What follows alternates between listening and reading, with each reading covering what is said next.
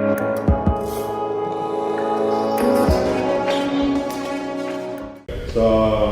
my name's Alex. I'm from England, but I've been living in Taiwan for about 4 years now, and I work with marketing and e-commerce for Cooler Master, make computer parts, cases, and things like that. And when you came to Taipei, what was your first impression of the city? I think I'd been to China before for a year, and I studied and did a bit of work in China. And I thought Taiwan was friendlier, cleaner, but a little bit similar, but more clean, more friendly. Compared to like Hong Kong or somewhere like that, or even Beijing, I'd say it's a lot more laid back here, a lot more laid back. I think Taiwanese people would say that Taipei is quite stressful compared to other places in Taiwan, like if you go to Tainan or Taichung or something like that, it's like the slowest walking people that you'll ever see anywhere. But no, I think Taipei is pretty relaxed. Yeah. So what do you think that Taipei is so laid back? What do you think it comes from? I don't know if it's like maybe the type of industry here. Maybe Hong Kong is more international, and Taipei, they kept their own industry, and it's more like manufacturing and things like that. They don't have this like international business type centre in Taipei. It might be something along those lines. Not entirely sure, to be honest. And how does a normal day at work looks like for you? What time do you start? What time do you end? Start at like 9 in the morning and normally finish about 6, half 6, 7 o'clock sometimes. Yeah, not too much. And do you have a lot of overtime hours? Overtime, for my previous job, I worked for like a startup that didn't really have an office here. And for that type of thing, you're always working overtime. But with this company, it's quite established now, like 15, 20 years it's been going. Don't really have to do much overtime here. Like, as long as you've pretty much finished what you want to do by the end of the day, it's okay. Actually, sometimes you do come in on Saturdays. Yeah, but mainly for like work events or workshops or things like that. Okay. But it's not like you don't often work like, 7 days in a row or something, or until 9 p.m. Right. And what do you do in your spare time? Spare time, I do a lot of cycling. Yeah, Taiwan has like 2,000 or 3,000 mountains or something like that. It's all just hills everywhere. So it's really good for mountain biking. And we have like lots of trails that we make ourselves in the mountains. It's pretty popular here. Yeah, do that. But not so much in summer because it's just so hot. Yeah, really. it's really hot. Yeah, I normally wait for like winter or spring to do that. Yeah, okay. And which places do you find the most relaxing in Taiwan? Most relaxing? Maybe the mountains again. Yeah. Like you can go up there in the evenings when it's not as hot. You can do like night hiking and things like that. You can go surfing. There's a lot of nature, I'd say, here. If you go like hiking or river tracing, it's like hiking but you stay in the river. Oh yeah. I don't know, that's like really popular here. Okay, that's cool. Yeah, one neat natural type things. Some of the stressful times, like I've been here for a while now. At one of my previous companies, I'd say perhaps there's more stress than now.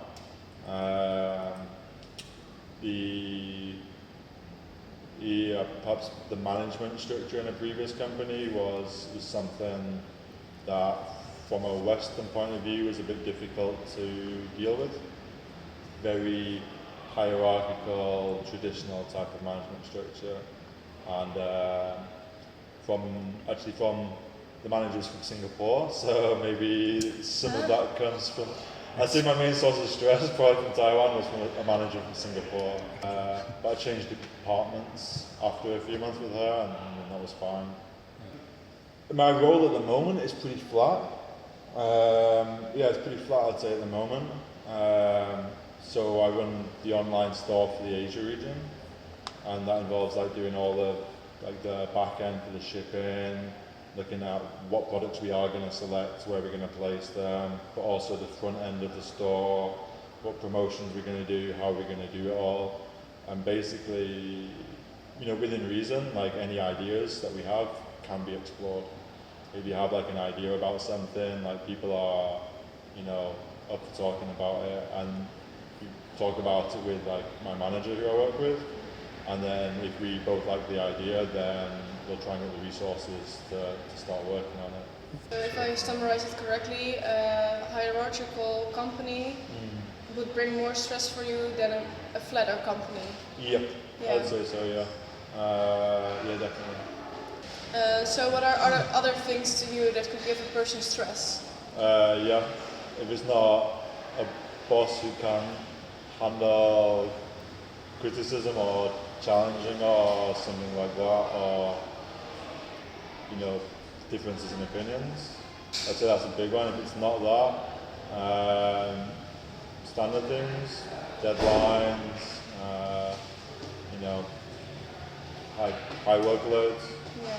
High workloads, especially with low resources to achieve them. So if you've got a lot of stuff to do, and if you're aware that with more resources you could do it, but you can't access those resources, whether it's to do with the hierarchy or something like And what would you think that a local from here, so someone from Taiwan, would do to reduce their stress? I don't know about the locals themselves, but for the companies, there's actually a lot of initiatives that companies build into like the structure. So for our company, we spend, if you're the first year in the company, I think there's 2 times per year where you get like an allowance to spend on a holiday. Okay. So maybe your first year you get 5,000 NT, which is like £100, 120 euros, something like that. And that's to go like on a company trip between certain low periods. Like, so we just had like a big trade show recently, and after that trade show it's a good time to take a break, so the company will sponsor you to do that. And the more time you've worked in the company, you know, you get more money for those trips. They do like company trips together as well. That's quite a common thing to do. So the company will all go to, you know, if it's been a good year, they might go to Indonesia for a weekend or something like that. Oh. If it's not, then they might just go to Hualien or something similar. Bonus structure here as well. It's pretty common to have like at the end of the year, just before Chinese New Year, you'll get 2 or 3 months' salary as a bonus, depending on how you've been working. Okay. So like you might have like a lowish monthly wage, but at the end of the year, you can expect like 2 months bonus, and it can go up to 6-7 months bonus. And when talking about money, how do you think the income is compared to the costs of living here? For Taiwanese people or for foreign workers? Yeah, for Taiwanese For people. Taiwanese, if you're staying in Taiwan and you don't have like ambitions to move outside of Taiwan or the region, I think it seems pretty reasonable. It's not like you don't see people with flash cars and things. Like, the standard of life's pretty good. You know, you can get an okay job and, you know, work at it. It's pretty common to stay in your company for 10, 15 years or something like that and work your way up. It's really common. You don't see it a lot No. in Europe. Yeah, you really don't. No. But like a lot of the managers in my company have been there 15 years. Yeah. So like a lot of people do get a comfortable job and they'll just stay there and do that. Yeah. It's not like people seem to be struggling and jumping like 2 or 3 jobs. If it's like a professional type job, it seems okay. For a foreign worker, I would say it's perhaps, personally, the only reason why I'm in Taiwan is because it is lower stress than Hong Kong or somewhere like that. Like, the pay doesn't compare very well at all. you're probably looking at like half, maybe a third what you could earn for a similar job in Hong Kong. Maybe half, just less than half what you would earn for a similar job in China. But the advantages are, I would say, less stressful here, cleaner, nicer, yeah. So that's a big reason for why I'm here. Right, and you said for you Hong Kong and China are way more stressed than Taiwan. And do you also think it's partly because of the high population density and the noise in the city and the traffic and the rushing and Yeah, definitely. Like for Hong Kong, I'd say high population density is a huge factor to it. There's people everywhere, noise, 30-story buildings, minimum everywhere. Everybody seems to have a high pressure job there. Everybody seems to be in a rush. Like if you look at the escalators in Hong Kong, like people, if you're not walking up them, they stand on the right. Yeah. And the escalators are like the fastest escalators in Asia. Like they are, like the speeds of them are like 0.5 times faster than the Taiwanese escalators, which is pretty interesting. Like so, people stand on the right so that they can walk past, just because you get in somebody's way. Taiwan on the escalators, they go very slow, and people just stand anywhere on them. It's definitely a different culture. Maybe in China, some of the stress comes from maybe the conditions there are not as Western, to put it nicely. And language barrier is more of an issue.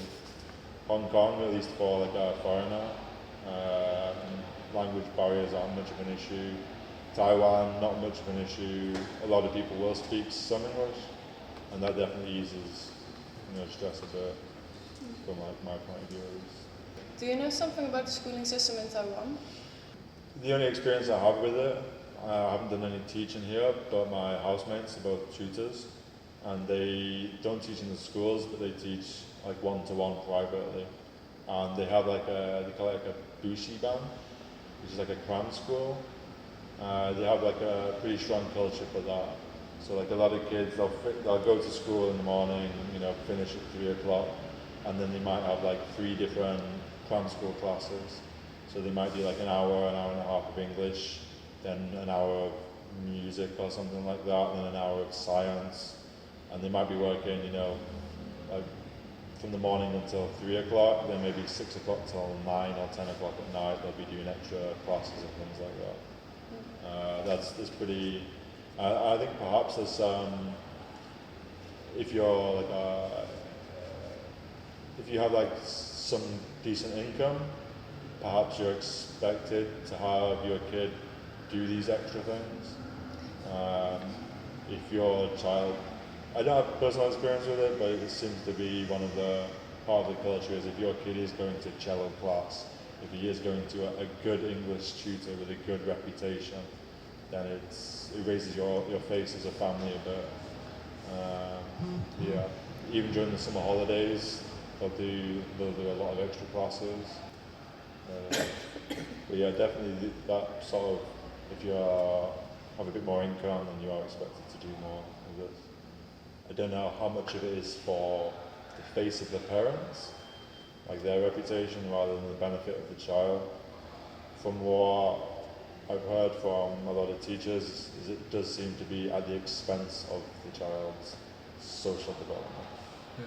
So at least from a lot of the people that I've worked with in offices here, I can definitely see there are some social boundaries that haven't developed as well as they could have done. I don't know if that's from a similar type of culture where you are just put in class, you finish at 5 and you go back into 6 till 9 o'clock or something all summer as well. Yeah. And they also said that for the students it's normal to really listen to the teacher and to don't ask questions because it's disrespectful for the teacher, and that teachers kind of take advantage of it, and they are giving the children so much homework and or late at night. But you have late to at finish it night tomorrow. on purpose. They say you have to finish this tomorrow to prepare the children for the future. Yeah. Do you know about it, or have you heard Um, it before? I've heard that they kind of expected like a good tutor. I've heard they kind of can be judged on if they do give homework or not. Like a parent would expect the tutor to do an hour of class with them and to set them homework as well. Them where the teachers have the knowledge and they just save it in your brain every day, you know, like depositing the information rather than building an experience or ideas. But it does seem partially true. And I think one of the reasons why foreign workers do get a higher wage is because that's somewhat appreciated by the employers. So like often if there's a particular role in a company, they will hire a foreigner because they want this extra type of, you know, thinking outside of the box, rather than somebody who's just going to have high efficiency or something like that. It's a bit of a different, they'll often hire a foreigner for that type of position. Or someone who's done a master's in the UK. That's pretty common. Exactly. They teach us to really think out of the box, and it's I don't think that they actually teach it here and in Singapore and in Hong Kong. It's just as long as you listen and follow up what they tell you to do, then you'll be fine. Yeah. As long as you don't think for yourself, you'll be good. It's definitely what I've heard for a lot of tutors. Yeah. Like I haven't personally taught yet, so I don't really know, but I've definitely heard this kind of sentiment a lot. So in what way do you find, like in your own company you're working in right now, the locals being different from the foreigners? Is that what you just explained, or do you see other things as well? From my company now, I was actually pretty surprised that the Taiwanese workers there do seem to be pretty open-minded about a lot of stuff. Definitely, I think the company's done pretty well at keeping that type of culture going within it. From my previous company that I worked at, very traditional. Definitely, yeah. The people at the current company are definitely more what I would call like a Western culture. It's okay to go over and share ideas and discuss things and share some insight that you might have, even if you've not been asked for it or something. If somebody notices something from one department, it's not a problem. People don't really seem to get offended by it.